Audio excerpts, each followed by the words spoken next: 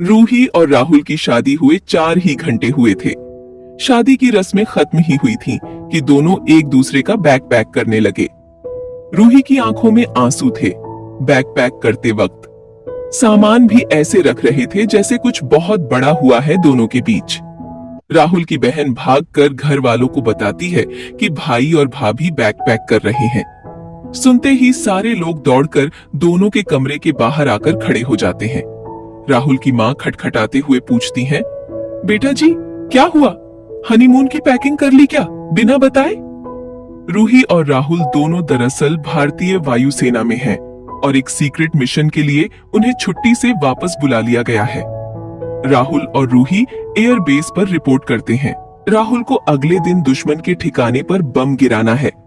उस रात रूही राहुल से कहती है, राहुल अब से तुम ही मेरी जिंदगी हो, पर मेरी मोहब्बत को कभी अपनी कमजोरी मत बनने देना। हमेशा हिम्मत बनाना, दुश्मन के छक्के छुड़ाकर ही वापस आना। मैं यहीं मिलूंगी इंतजार करते हुए। राहुल कहता है, और अगर मुझे कुछ हो गया तो? रूही कहती है, तो भी सफेद साड़ी में मैं तुम्हारी शहादत पर गर्व करती हुई यहीं मिलूंगी। अगले दिन राहुल उड़ान भरता है और उसके साथ 2 और एयर फाइटर प्लेन उड़ान भरते हैं। एक फाइटर प्लेन थोड़ी देर में बम गिराने के बाद क्रैश हो जाता है। एयर बेस में सन्नाटा छा जाता है और दूसरे एयरप्लेन से मौसम खराब होने की वजह से संपर्क टूट जाता है। इतने में राहुल के फाइटर एयरप्लेन के बम गिराने का रिपोर्ट मिलता है। सब में थोड़ी सी राहत की सांस आती है। अचानक ही राहुल के प्लेन का सभी संपर्क भी टूट जाता है। रूही की दिल की धड़कन तेज हो जाती है। ऐसे में फाइटर प्लेन 2 की लैंडिंग होती है।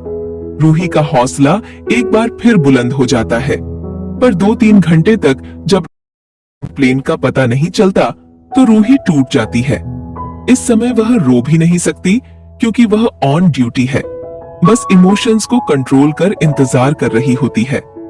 राहुल के लापता होने का अनाउंसमेंट होने वाला होता है कि अचानक एयर बेस पर एक प्लेन नजर आता है जो राहुल का होता है। राहुल पूरी तरह जख्मी हो चुका है, पर खुशी की बात यह होती है कि लैंडिंग अच्छे से हो जाती है। रूही भागकर राहुल को गले लगा लेती है। जब राहुल को वीर चक्र मिलता है तो उसे उसकी इंस्पिरेशन पूछी जाती है। राहुल कहता है, मेरी पत्नी रूही ही मेरी इंस्पिरेशन है, जिसने न सिर्फ खुद को दृढ़ निश्चयी बनाया बल्कि मुझे भी हिम्मत दी।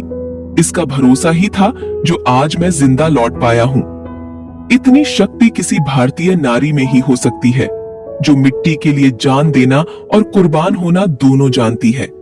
सच है, शादी 2 इंसानों को जोड़ती ही नहीं बल्कि एक दूसरे की ढाल बना देती है, जीने की वजह दे देती है। क्या आप सभी मेरी इस बात से सहमत हैं? धन्य है भारतीय नारी और उसका साहस।